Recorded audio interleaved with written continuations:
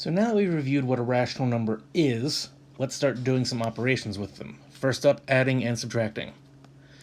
So we're going to start with decimals. And we've got to remember when adding and subtracting decimals, we have to line the numbers up by their place value.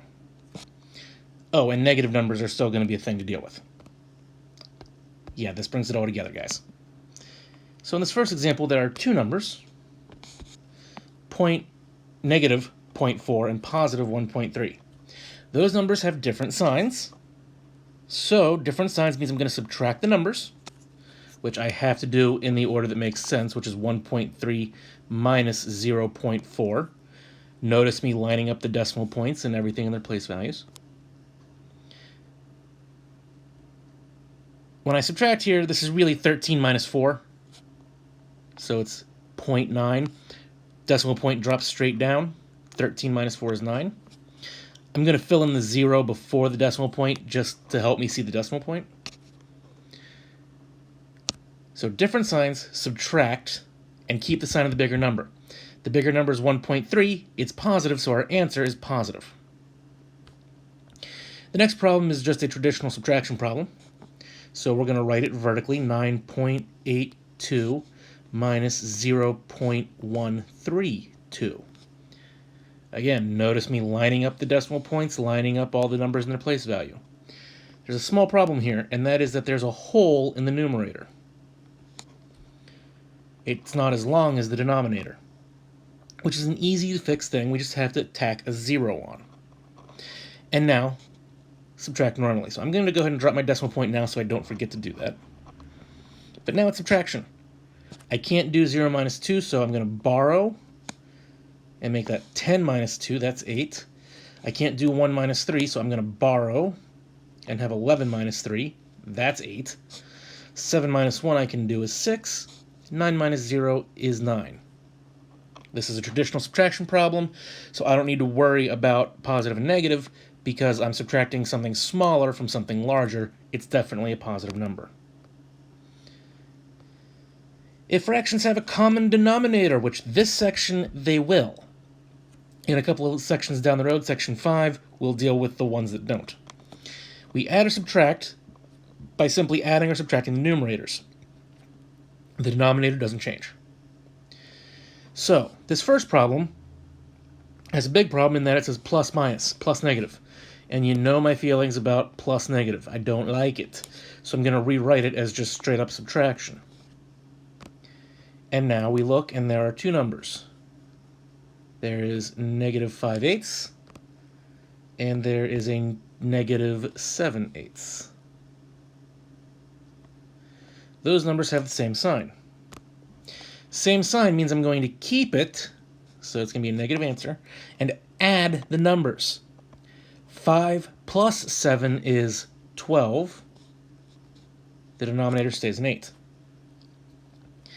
Now this has a couple of more problems. We've done the addition. We've done the combining of the numbers.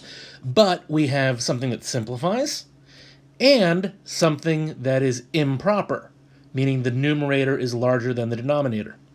And those are both issues. We can resolve them in any order we want. I'm going to divide both of these by 4 first. That'll get me negative 3/2. Now, what's negative 3/2 as a mixed number? Well, how many times can you take 2 out of 3? Once, with a remainder of 1. And the negative sign will travel now. It's going to be in front of the whole number. So it's sitting on top of my equal sign now. The answer to this problem is negative 1 1/2. For the next problem, we just have 6/11 plus 9/11. So 6 plus 9 is 15. The denominator stays 11. This doesn't simplify, but it is improper. So we have to rewrite it as a mixed number. I can take 1/11 away from 15. And when I take 11 from 15, that leaves 4. So the mixed number form is 1 4/11. You are not allowed to give me improper fractions as answers for now. That may change later in the year. But for now, if you get an improper fraction, you must change it to a mixed number. And last, we will task you with some evaluation, which is just substitution, as you hopefully remember. So this is 23.8 plus negative 41.3, which means it's going to be 23.8 minus 41.3. Again, you know I don't like plus negative, so I'm not going to have that. We have two numbers here. We have 23.8. We have negative 41.3. Those have different signs. 23.8 is positive, 41.3 is negative. That means I have to subtract them, but I have to do it in the order that I can actually subtract. So that's going to be 41.3 minus 23.8. Bigger number has to go on top when I'm actually subtracting. Drop my decimal point down, and now I'm going to do the subtraction. So I've got to borrow. 13 minus 8 is 5. I have to borrow again. 10 minus 3 is 7. 3 minus 2 is 1. So I'm going to have 17.8. I just have to decide, is it positive 17.8 or negative 17.8?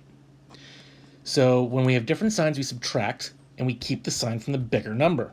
The bigger number in the problem is 41.3, and it is negative. So our answer is also negative.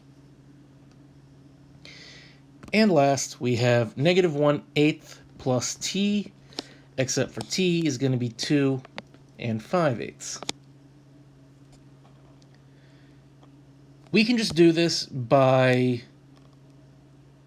looking at the numbers. We have negative 1/8, and we have positive 2 and 5/8.